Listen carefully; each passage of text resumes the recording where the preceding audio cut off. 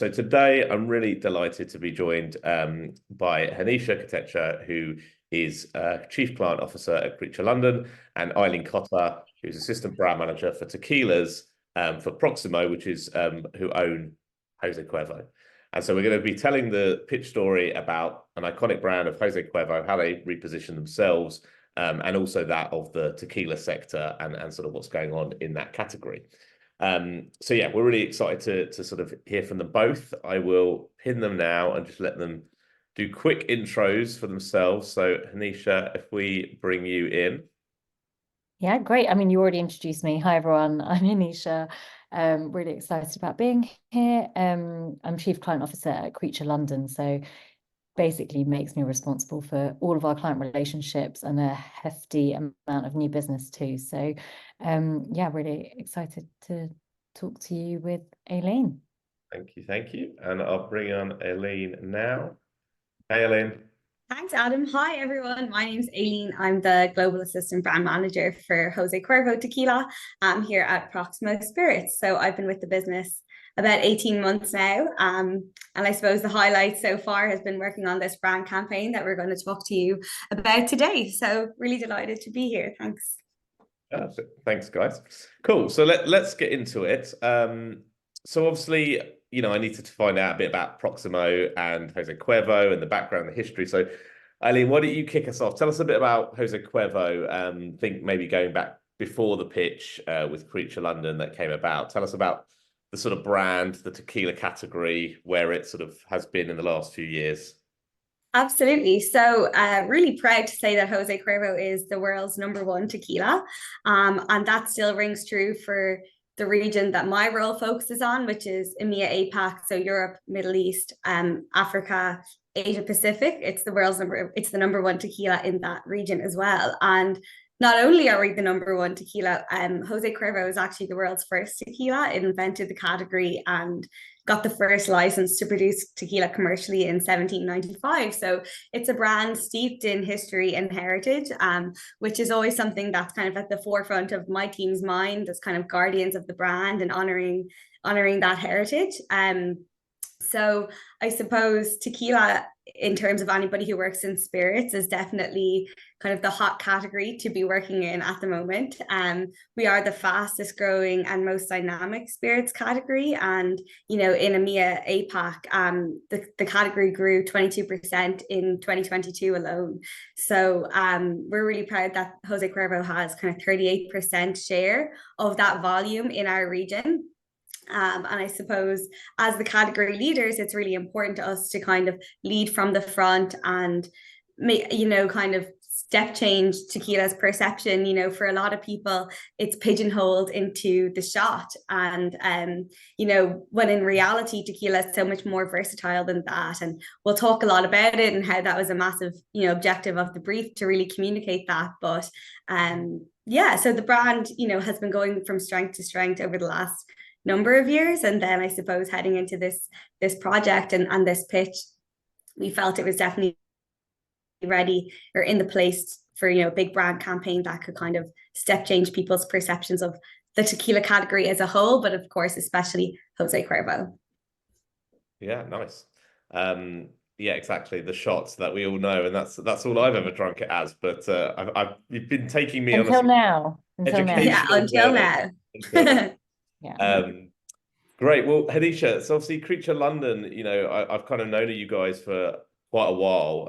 You know, back in my sort of Dentsu days, I remember seeing the agency and it always sort of stood out to me as someone who wants to buck the trend and disrupt, do things a bit differently. So be interested to get to know a bit more about Creature, what you're doing to sort of stand out in this market, and then how you kind of originally got on the radar of Proximo. Yeah, for sure. I mean, first of all, let's just all be honest and take a minute to go. It's not very easy right now. New business is really, really difficult. Pitches are fewer and further between, but when they do come around, budgets are smaller, etc. So really appreciate this audience for the fact that the slog has probably never been harder. I guess I'd say with Creature, one of the things that we're really good at is building great chemistry with clients. And I think we make clients feel like we're working together long before the actual pitch meeting even comes about. And I think people, similar to what you've just said about Creature, people think they know us and they think they've heard of us. And usually we're quite noisy in the press, and there's always someone from Creature saying something, whether it's about AI or whether it's about some, opinions on latest Christmas ads or whatever it might be. We try to be quite vocal and try to always kind of have a presence in trade press at the very least. And that really helps for when people like the team at Jose Cuervo come about, because actually we started working with Proximo with a very different brand, much smaller brand called Proper Number 12, which is a Irish whiskey, most famous, I'm going to say, for an interesting founder. And that's all I'll say about it. But Proximo started working with us back then, and actually we just had such a brilliant relationship with some of the team. They highly recommended us to the rest of the team, which got us on this pitch list, because team like Aileen and Manuel, who'd been really responsible for driving this, we hadn't even met. So yeah, it was really good. Our reputation preceded us, I think. And then what was the original? There was an original pitch, wasn't there, that sort of went down with Proximo, right? Yeah, so exactly that. So we pitched a while ago now for Proper Number 12 whiskey, and that was quite out of the blue. We got approached by Mark, who basically was Aileen's equivalent in that brand, and he reached out to us purely because he'd heard of Creature and heard good things.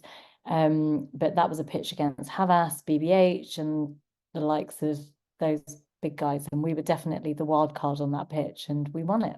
So yeah, we're firmly in with Proximo now, I hope. Cool. So Aileen, tell us a bit about the makeup of the Proximo team, and how you sort of work across different brands, different markets. Absolutely, yes. So as I mentioned before, I'm on the global marketing team. So we're based out of an office here in Dublin. And our areas of focus is the EMEA APAC region. So on the global marketing for our tequila portfolio, there's 4 of us on the team. And then we have our marketing director, global marketing director, Michael, as well, who oversees all of Proximo's brands. But, we work extremely closely with many markets across EMEA APAC. We, as Proximo, we have offices in some cities like the UK, London, Sydney, Shanghai, but we also have distributor partners in each country across the region who really are kind of an extension of our team. So I suppose our responsibility centrally is really to set the strategy and the visual identity of the brand and create, assets that are suitable for a global audience. But then it's really important to have those feet on the ground in each country, so people can adapt the assets and the strategy according to local nuance. So obviously maybe perhaps there's different cultural sensitivities. Working in alcohol, one thing that's always at the forefront of our mind is the different alcohol laws. Say for example, in Australia, you can't show anyone consuming alcohol near a body of water. In other countries, you need to make sure that anytime anyone's pouring a drink, you're clearly using like a measure and a jigger. There's no free pouring. There's only 1 drink per person on the table. So all these things are in the back of our minds, and we're in such close consultation with our partners in the different countries to make sure everything we're producing is suitable for use in those countries. And then there's other things that, of course, there's variances across such a large and vast region in terms of how people actually consume tequila. So say, for example, Italy, is a massive tequila market. It's growing in popularity there. They're the home of like the Aperol Spritz. So, they kind of consume alcohol in, that first drink after work, beer garden, sunny occasion. And for us, for tequila, we kind of position as the Paloma as the solution for that market. Whereas in Asia, the culture is still very much about that late night, high energy occasion. So there's so many differences that have to be accommodated. And then smaller things as well, such as the clothes people wear. So it makes working in a global role challenging, but really, really exciting. But all these things, I suppose, would be at the back of my mind and Hanisha and the team at Creature's mind as we went into this project.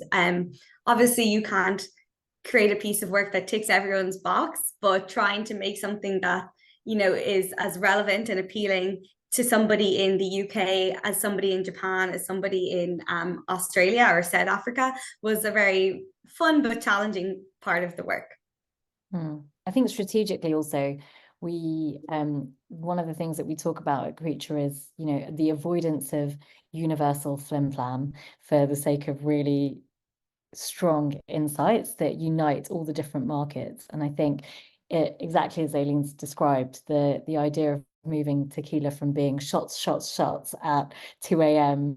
in the club, all the way through to going, hold on, have a Paloma, have a margarita at a different social occasion. That was something that we found quite easy to tap into because there are so many other equivalents. So we were saying, you know, if it's the Italian market, this is the moment that we need to capture. So how do we create that? If it's the Asian market, then we do need a shot scene, but how do we make sure it's our version of a shot scene, and much more social than you might see? So premiumizing it was, you know, top of our list as well. But the strategy really helped unlock that for different markets. Yeah, and so is there lots of insight work that goes in at that level?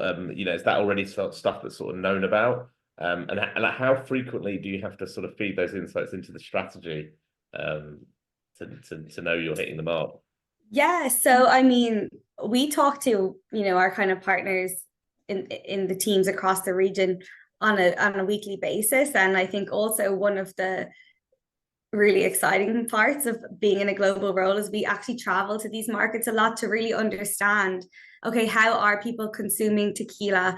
Or if they're not consuming tequila, what else are they drinking? And that will change so much from Spain to Italy to Korea, you know, to New Zealand. So, you know, over the years, that wasn't sort of, you know, research we had to undertake as part of this brief, because we're constantly visiting markets, or we're constantly in communication and collaborating with them, and we do have kind of ongoing studies that we've been leveraging for years. So we had a good understanding of the nuance between markets and what kind of were the mandatories and those boxes that needed to be ticked in order to ensure that markets are going to leverage and use this piece of work. But it wasn't a short list by any means. It sounds really interesting. So talk to us more about the brief then, and you kind of hinted at it a little bit as you've talked, and I'm getting some explanation. But, you know, what was the core, what was at the crux of the brief and the challenge, and then maybe go on to sort of what you were looking for in an agency partner as well. Absolutely. So if the brief was to be summarized into one word, I would say like versatility, but of course the brief is a lot longer than that. So I think we really wanted to kind of protect and grow our share of mind, you know, in the tequila category. So we are, you know, the number one in the region and globally, and we have 38% volume share. But as I mentioned, tequila is you know, on fire right now, and the competition is really, really intensifying. So, you know, we're not going to sit back and be comfortable with that leadership position. We, of course, you know, want to protect and grow it. And as I mentioned, like the biggest priority for us is to really change people's perceptions of tequila. Obviously, that late night shot occasion is a massive part of our business, and by no means are we removing the importance of that. But it's just changing people's minds and realizing that actually, you know, tequila can be very refreshing, or it's actually quite suitable for lower temper occasions. You know, instead of your mimosa at brunch, have a Paloma, or, you know, if you're at home having a barbecue, maybe instead of a few beers, you might make some margaritas. It's actually quick and easy.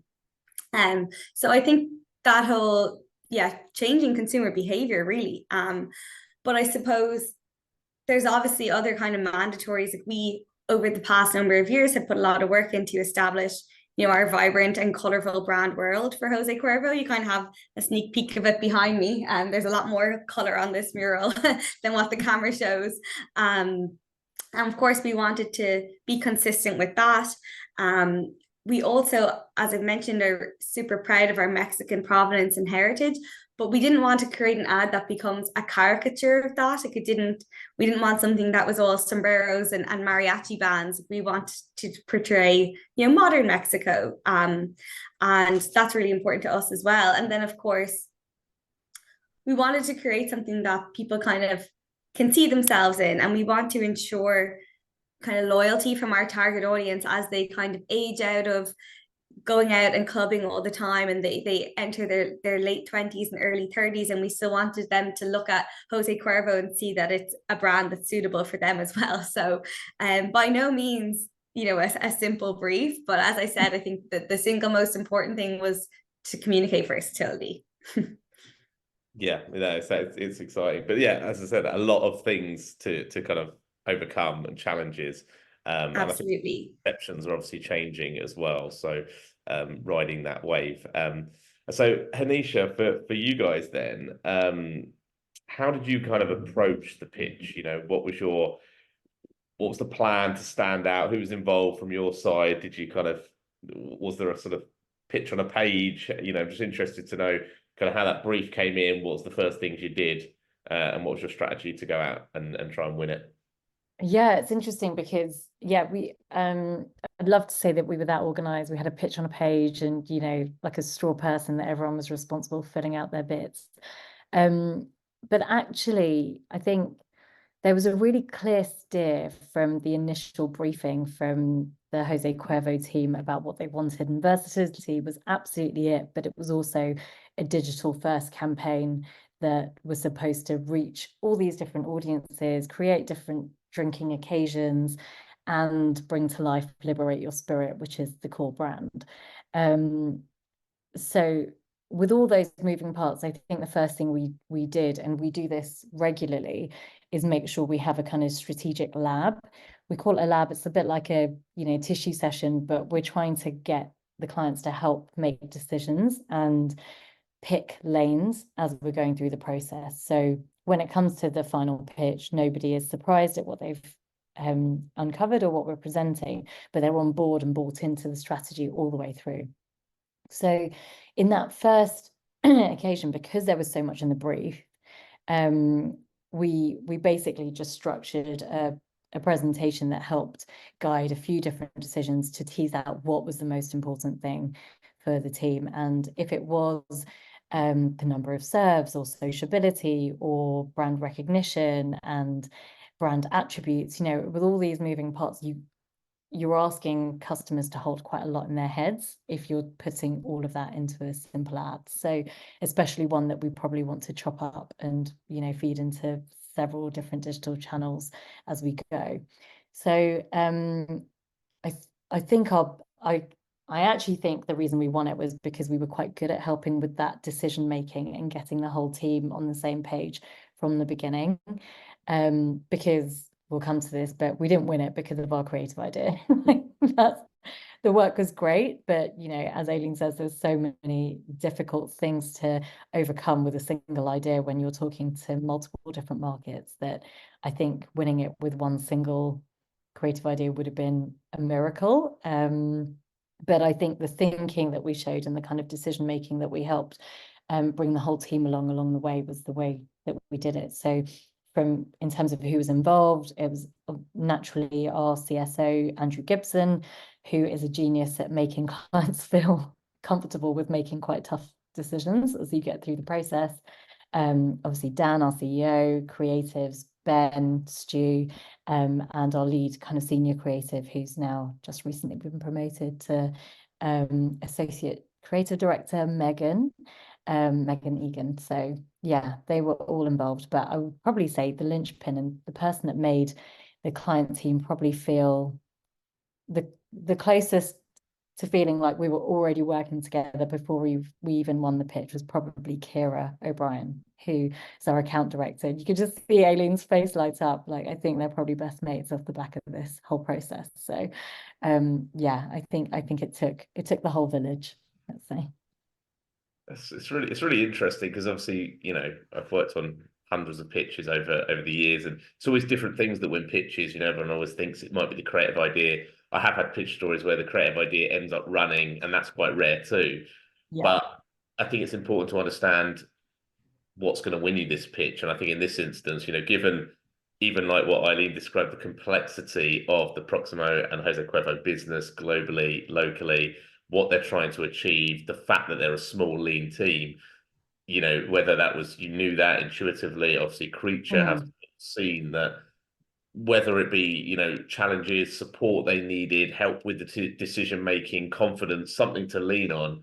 And we'll come to you, Aileen, in terms of sort of what stood for you, but it's really interesting how Creature, slowly that helped you make decisions as you went. And that alone, we talk about partnerships and the importance of partnerships. That's what an agency is there to do. Obviously, you want the great creative work that comes with it, but it's also not the sort of be all and end all. So I guess we'll come to you, Aileen, then. It'd be great to get your thoughts, kind of your impressions of Creature, because I know they were working with other parts of the business, so maybe you had some impressions of them.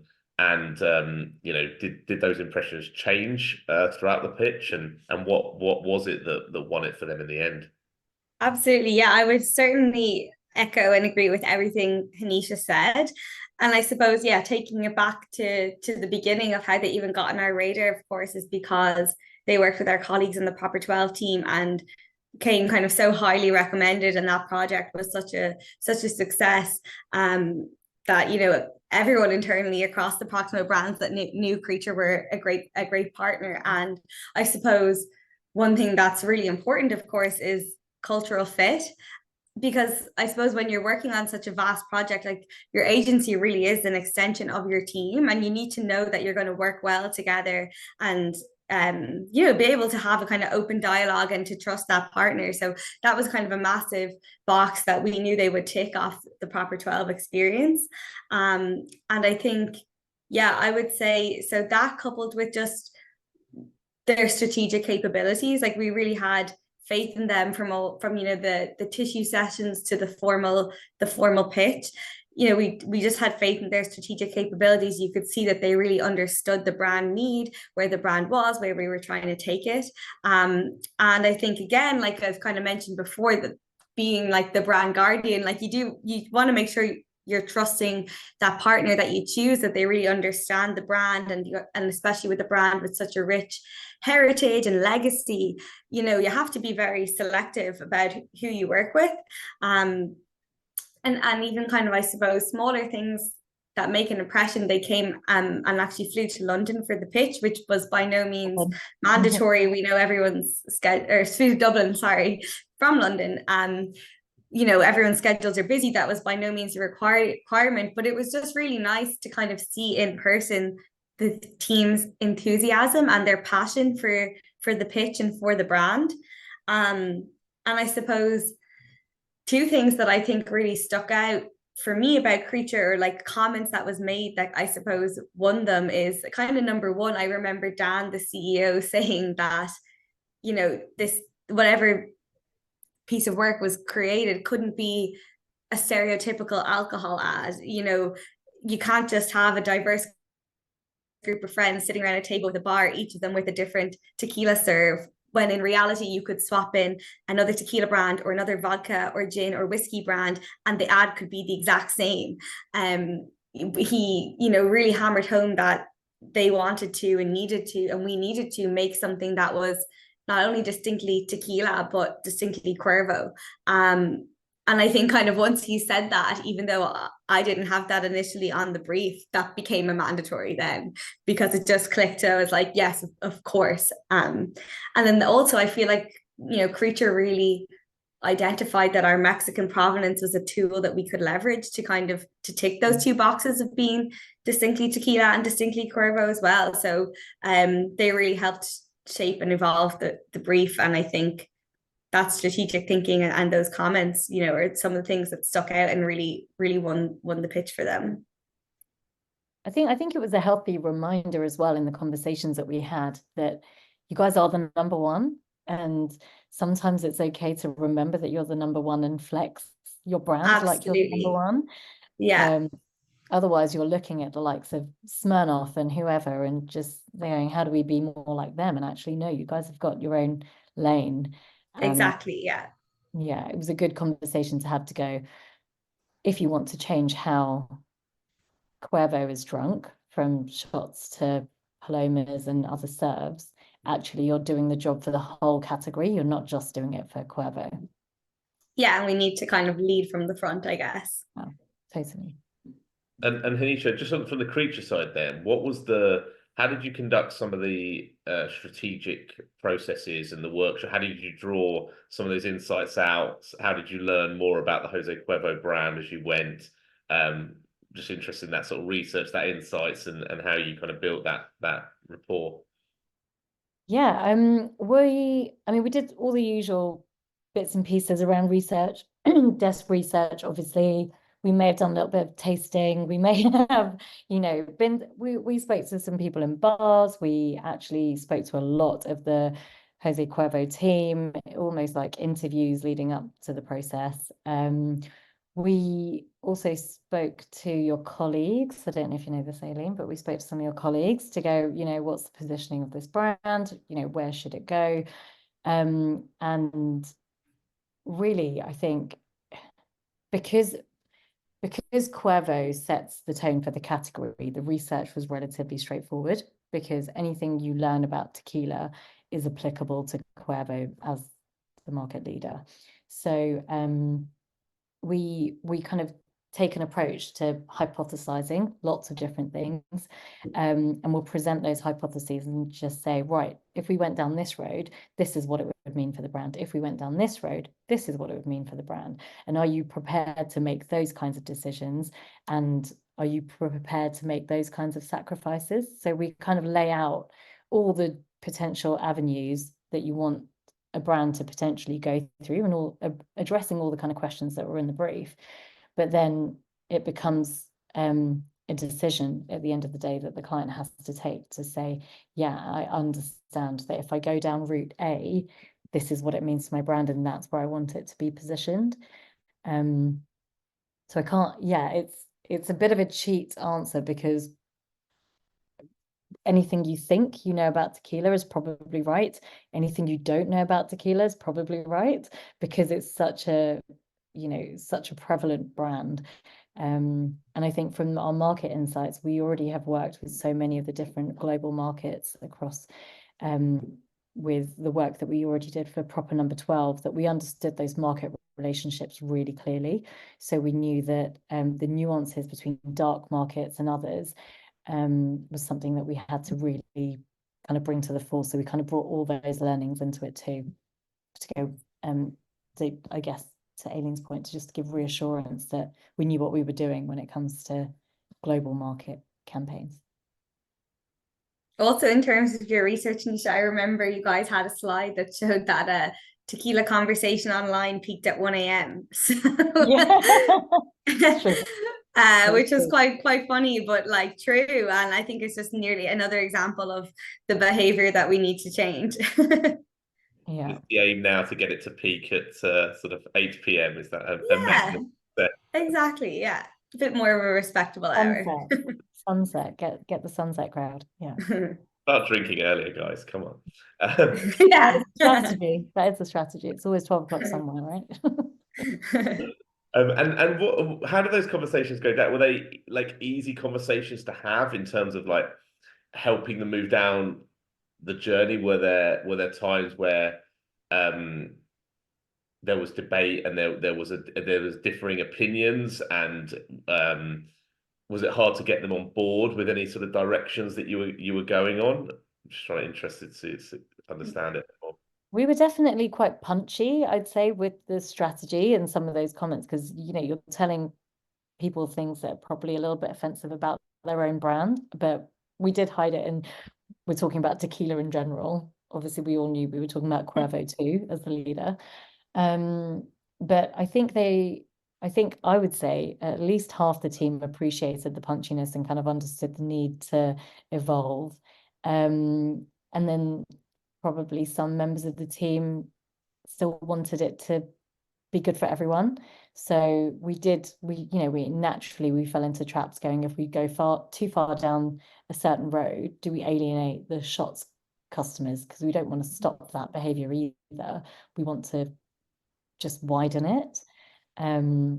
But I think we navigated that fairly well.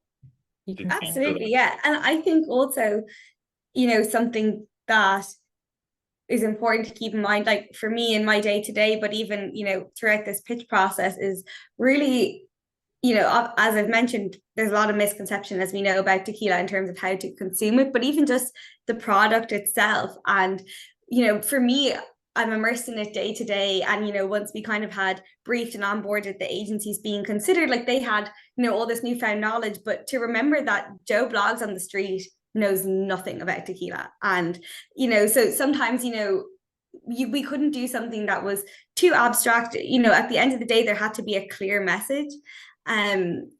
Because the average person, certainly before I started in this role 18 months ago, wouldn't have known that tequila, for example, has an appellation of origin. It can only be made in 5 certain states in Mexico. An agave spirit made anywhere else in the world cannot be called a tequila, for example.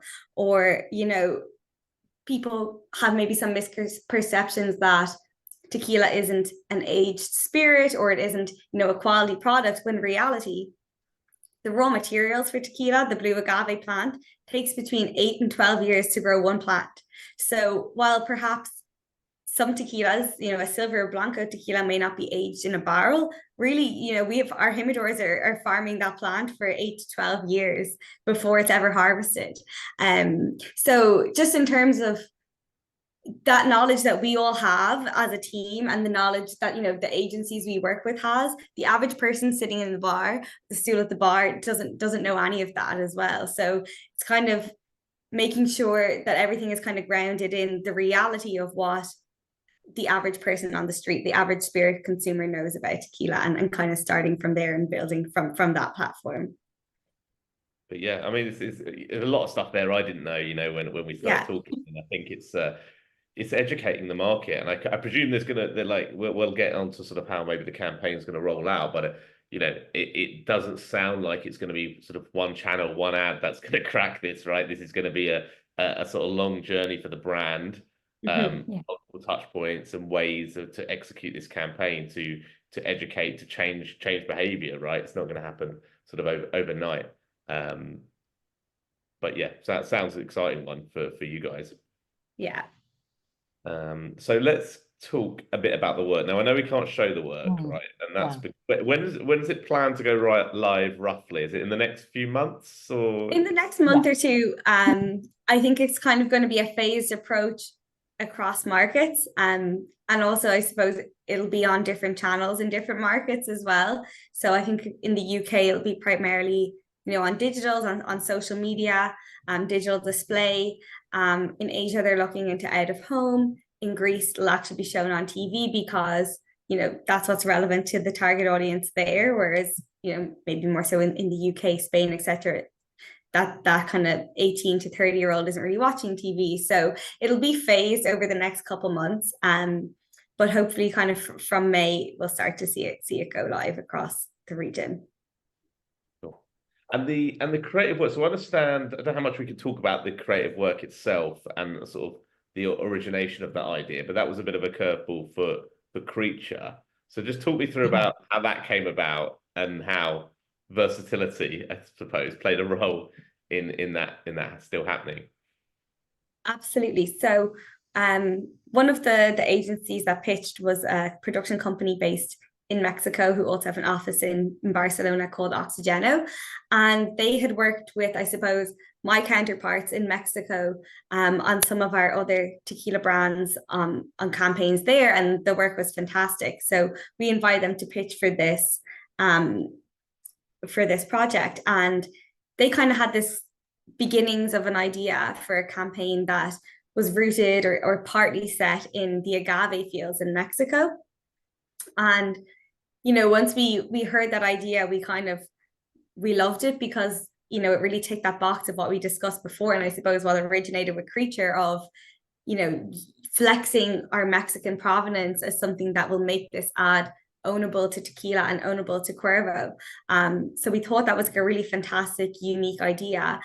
But of course, you know, as I said, we are all also really, really impressed with Creature's strategic capabilities.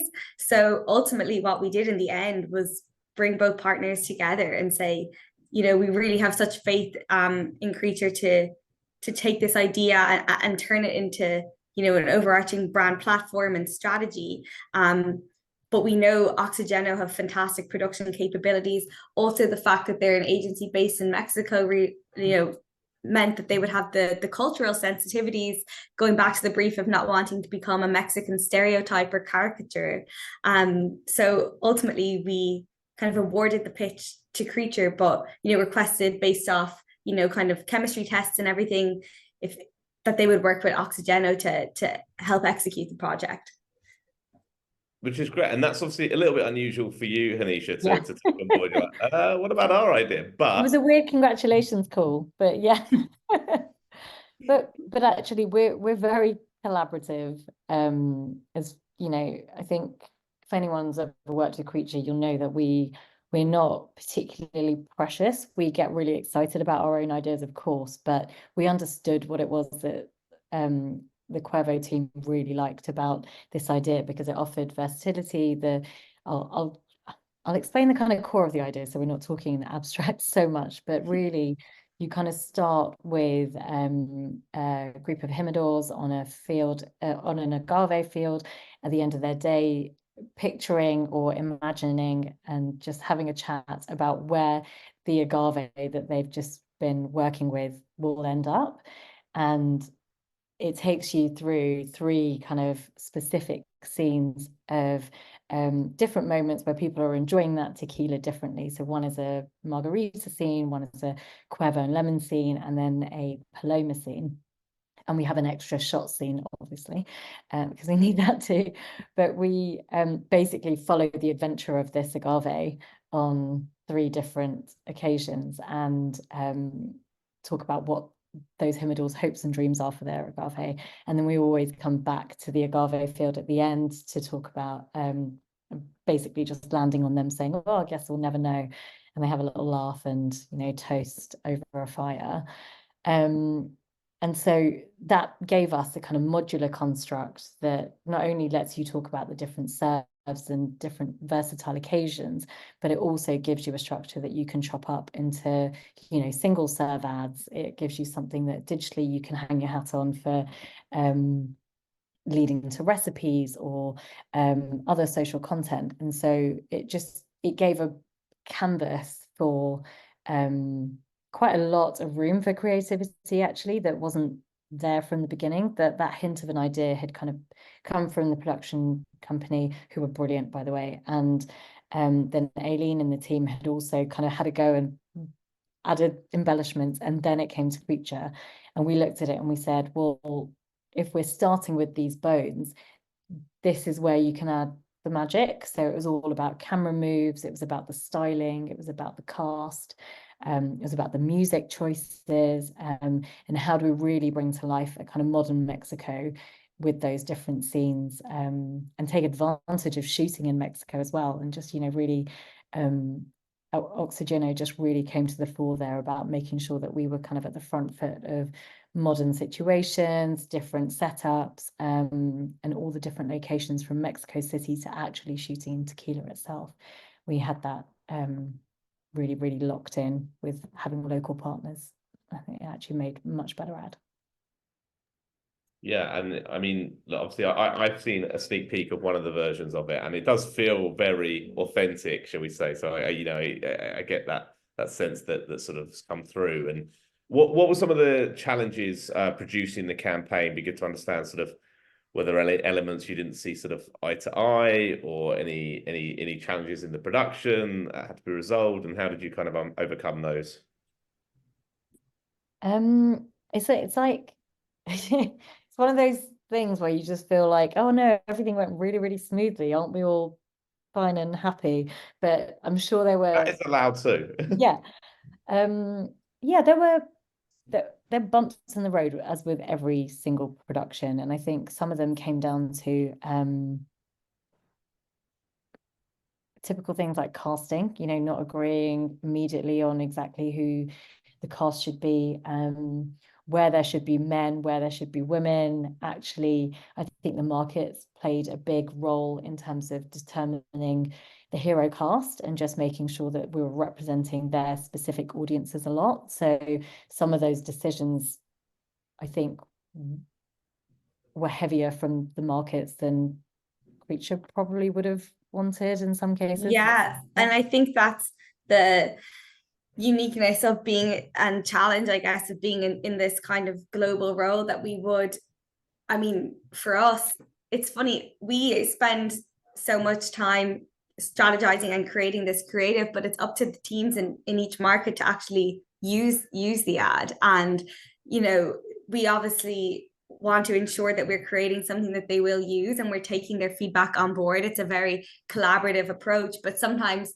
you have very conflicting feedback because how somebody might dress or style themselves, you know, in one market might kind of be completely wrong for another, and you're trying to create this one size fits all. So there was kind of, I guess, on cast, on wardrobe, etc., many rounds of, you know, consultation with markets and feedback and kind of changes. But I think ultimately, you know, you've, Adam, as I said, you've seen the ad, and hopefully when everyone else sees it wherever they're based in the coming weeks and months, I think it was worth, you know, the pain it took to get to where we did, because I think it definitely reflects something that would resonate with an audience in the UK versus Australia versus Japan, etc. But it's not an easy task to reach those conclusions.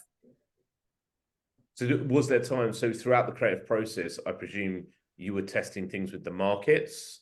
Was that part of it? So going back the other way? And we would have been in Mexico, I guess, doing our wardrobe fittings. Yeah. So time zone was another challenge, because you'd send something to somebody for feedback when it's the start of our day, but it's the end of their working day. So that even that was challenging, but there was a lot of kind of back and forth. But yeah, we got there in the end. Yeah. It was funny things that we, you know, we're always hoping that we're going to make a really progressive ad and we're going to make something that's representative of, you know, everybody. But at the end of the day, if a market says, no, that's never going to run in my country, then you have to make some decisions that are much more commercial than just, oh, we just want to, you know, make sure it's representative. Things like tattoos were challenging and things like that. So, you know. Sure. Goes back to that versatility, I suppose. I did notice the ad, well, the one I saw was not in English, if I'm allowed to mention that. I don't want to give away any. Yeah, absolutely. And that struck me as strange. So what was the decision sort of behind that?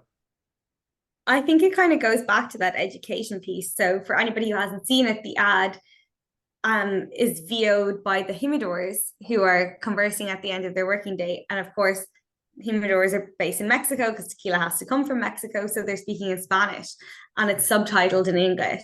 So I think that was that decision was made, and I think, you know, originated with Creature. And it really serves to reinforce our provenance and our heritage and help us build brand equity as a modern Mexican brand. And again, many people, you know, as I said, myself 18 months ago, didn't realize tequila has to come from Mexico. So that was a very conscious decision to do that. And then I think it just so happened that also made it easier being a global team, and that we didn't have to have VOs in Spanish and Italian and English and Japanese. If everything is in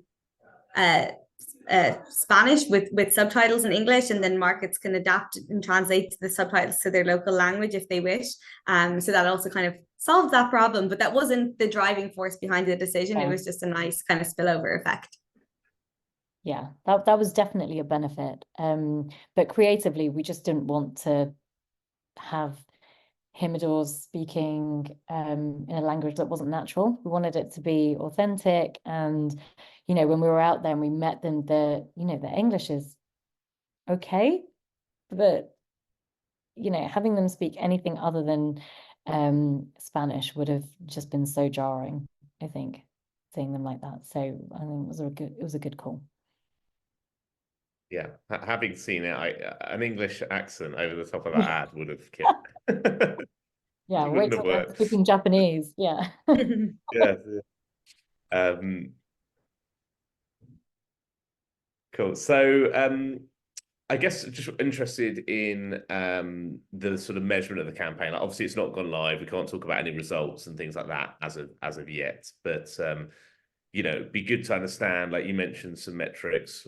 We joked about the sort of 8 o'clock drinking time and things like that. But like, what is success going to look like for Jose Cuervo over the course of the year? Yeah, so I mean, each market will set their own kind of rigorous KPIs behind paid media that goes into the ad, and they'll be constantly monitoring and optimizing and sharing with us, you know, how it performs. Is it cutting through? Are people kind of reacting much more positively to the Paloma cut downs versus the margarita cut downs, and what does that tell us about consumer behavior, et cetera, et cetera. And then even centrally, we run these kind of penetration studies in key tequila markets across the globe a couple times a year. So we'll be looking for, over the next kind of 12 to 18 months, a real change in the number of tequila drinkers, the frequency at which they're drinking tequila, and just kind of awareness and consideration of the Cuervo brand versus other tequila brands. So I'm kind of really excited, even though it's a slow process to kind of do those studies and get those results, to see hopefully behavior really kind of step change. Yeah, should be interesting. And as you said, there's different activations. It's digital first campaign, but you said it's going sort of outdoor. And in the UK, what's the kind of It'll be it will be digital first in the UK, so mostly across, you know, Facebook, Instagram, YouTube, and then digital display as well. Okay, nice. I think a good metric for a piece of work like this is, do the markets use it?